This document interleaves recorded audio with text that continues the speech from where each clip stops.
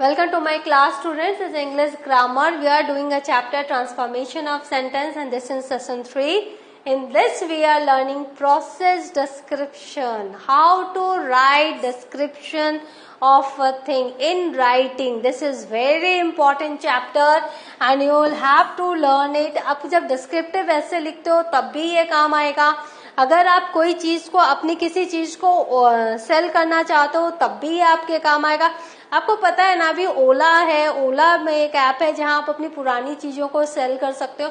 तो जब ऐसी चीजों में आपको डिस्क्राइब करना पड़ता है आपके किसी भी चीजों को, कोई भी चीज जो आप सेल करना चाहते हो या कोई भी चीज जो आप बेचना चाहते हो, तो ये जो प्रोसेस डिस्क्रिप्शन है, कौन सा प्रोसेस है, ये आपको जानना बहुत जरूरी है. और प्लस स्टूडेंट्स के लिए आपको बहुत बार डिस्क्रिप्टिव राइटिंग लिखनी पड़ती है, तो उसमें भी ये बहुत इंपॉर्टेंट है. Now, a process description or process analysis is a variation of the short report designed to help a reader understand how a change takes place over time through a series of stages. तो ये जो process description है, ये एक तरह से process analysis है. आपने कोई चीज बनती हुई देखी, आपने उसको डिस्क्राइब किया, एनालिसिस की उसको, और रीडर को समझ में आया स्टेज बाय स्टेज कैसे ये चीज हो रही है. तो is a variation of the short report. तो छोटे छोटे रिपोर्ट्स बना के डिजाइन करके आपने रीडर को हेल्प किया अंडरस्टैंड करने के लिए कि चेंज कैसे आया time over the time and through a series of stages. और कौन कौन से स्टेजेस है जिसके थ्रू चेंज आए. Parts of a process description. तो पार्ट्स कौन कौन से हैं, जो स्टेजेस कौन कौन से हैं जहां आपको एक्सप्लेन करना है. First is abstract, second is introduction, third is description, then step by step description and then conclusion. तो 1, 2, 3, 4, 5 पार्ट्स है. प्रोसेस डिस्क्रिप्शन में 5 स्टेजेस हैं जो आपको ध्यान में रखने हैं. ना पहले abstract. An abstract is a compressed summary that highlights the most important contents into a few sentences. आपका जो आर्टिकल है, राइट है, आपने जो या फिर आपने जो एक पूरा प्रोसेस देखा है किसी चीज का और आपको उस पर रिपोर्ट लिखनी है, तो आप पूरे के पूरे को पहले क्या करोगे, एक छोटी सी समरी में लिखोगे. A compressed summary, only the important lines आपको उसमें लिखनी है, इससे और कुछ सेंटेंसेस में ही वो लिखना है. तो what is an abstract? An abstract is a compressed summary. Summary भी कंप्रेस्ड वन, माने सिर्फ महत्वपूर्ण बातें, only the important parts that you need to write and that highlight the most important contents. और जो पूरा का पूरा प्रोसेस है उसका बहुत इम्पोर्टेंट कंटेंट को ही आपको हाईलाइट करना है और कुछ ही सेंटेंसेस में हाईलाइट करना है.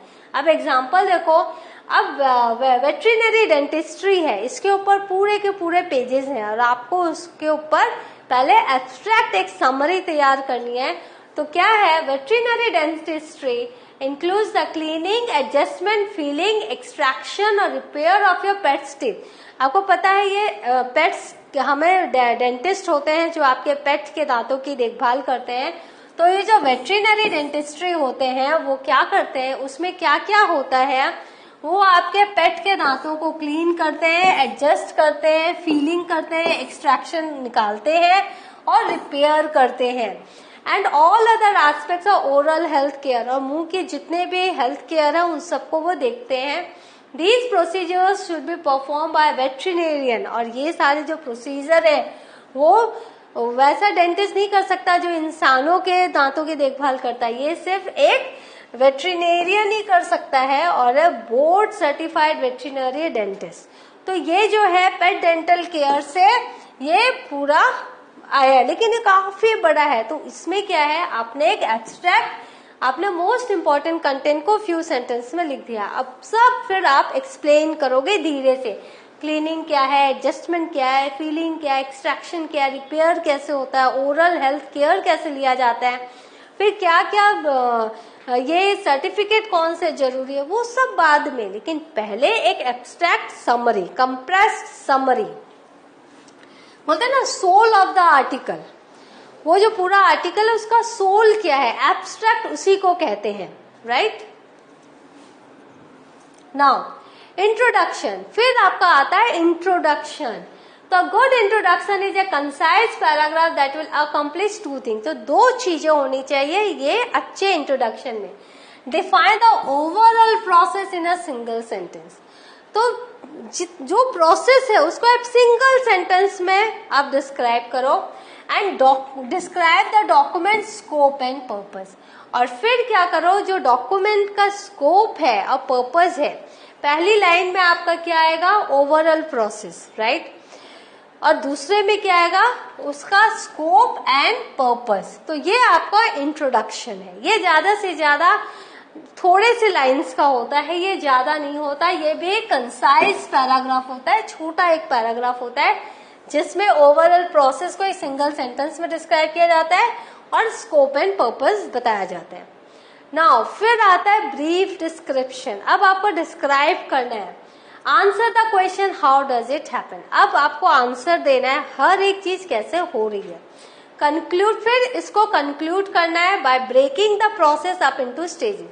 फिर यही पैराग्राफ को, यही स्टेज को पहले आपने आंसर दे दिया हाउ डज इट हैपन, उसके बाद जब ये लंबा सा होने का जो कंक्लूजन आएगा तो उसको भी आपको ब्रेक करना है स्टेज बाय स्टेज कंक्लूजन में, राइट। फिर आपका स्टेप बाय स्टेप डिस्क्रिप्शन। अब आप दे रहे हो step by step description. For each step in description right a miniature process description. तो आपको क्या करना है, छोटे छोटे जितने भी प्रोसेस है, छोटे छोटे, जैसे क्लीनिंग, पहले एग्जांपल जैसे ले, क्लीनिंग, कैसे क्लीनिंग होती है आपके पेट की टीथ की, कैसे इसको फीलिंग होती है, ये सारे जो पॉइंट्स आपने दिए थे पहले इंट्रोडक्शन में भी आपने बताया, एब्स्ट्रैक्ट में भी आपने बताया, तो ये सारे जो है उसको आपको डिटेल में स्टेप बाय स्टेप हर एक को डिस्क्राइब करना है। Now state it's purpose. तो पहले आपको स्टेप डिफाइन करना है स्टेप बाय स्टेप डिस्क्रिप्शन में। फिर पर्पस आपको करना है, वो function with in the process. फिर आपको नेसेसरी कॉन्टेक्स्ट बताना है और फिर इंक्लूड ब्रीफ मैकेनिज्म डिस्क्रिप्शन कि क्या इसका मैकेनिज्म है, कैसे प्रोसीजर है, कैसे ये, उसको आपको डिस्क्राइब करना है। For any component that may be involved. The principal stages of writing process are. तो अभी आप देख रहे हो, आपने वो स्टेजेस पढ़े।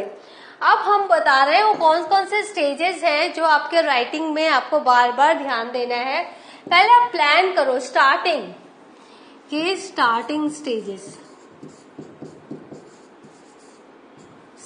Stages of writing process. पहले शुरुआत कैसे करेंगे, आप पहले प्लान करो क्या लिखना है, कैसे करना है। उसके बाद ड्राफ्ट करो, एक रफ में उसको आप लिखो, फिर उसको रिवाइज करो और फिर उसको proof reading that is editing के लिए या बार बार ऑनगोइंग एडिट करते रहो ताकि आपका जो है वो एक यूनिक पीस ऑफ राइटिंग बन जाए।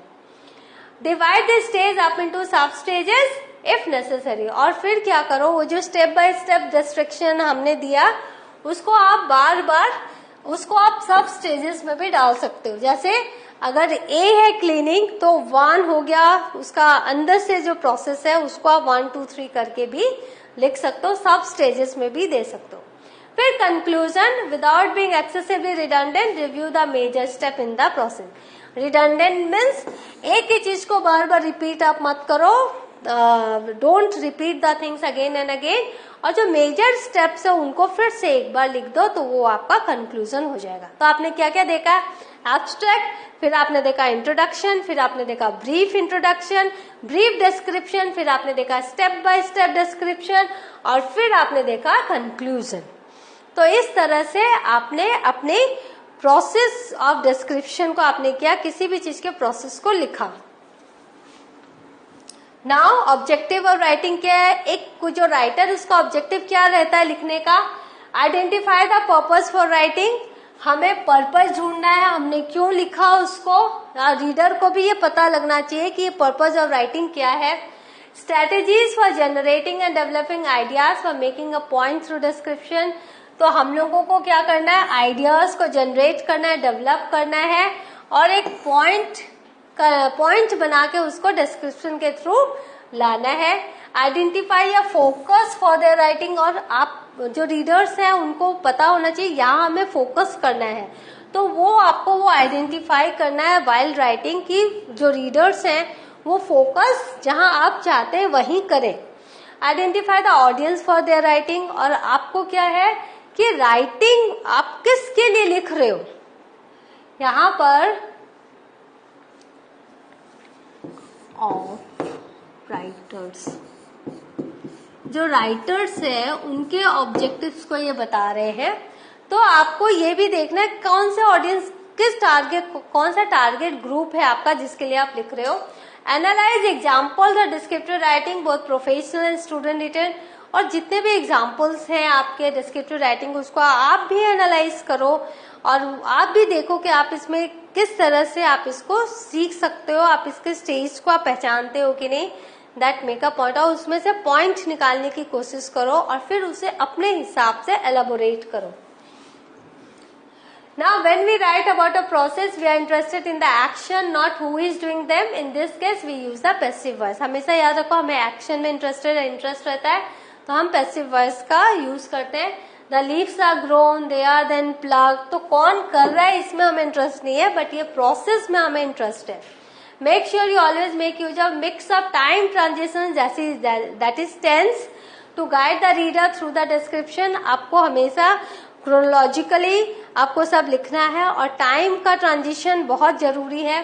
The other two teas are first rolled and then both fermented, तो पहले रोल्ड होता है फिर फर्मेंटेड होता है, तो इस तरह से आपको टाइम ट्रांजिशंस को अच्छे से समझा कर लिखना है।